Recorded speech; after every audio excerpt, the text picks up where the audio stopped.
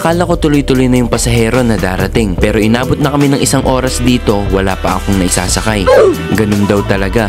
Minsan matumal at minsan naman malakas ang kita. Kuya, okay lang malaman kung magkano yung sinasahod yung araw-araw? Okay lang. Yung rin siguro, iba-iba eh.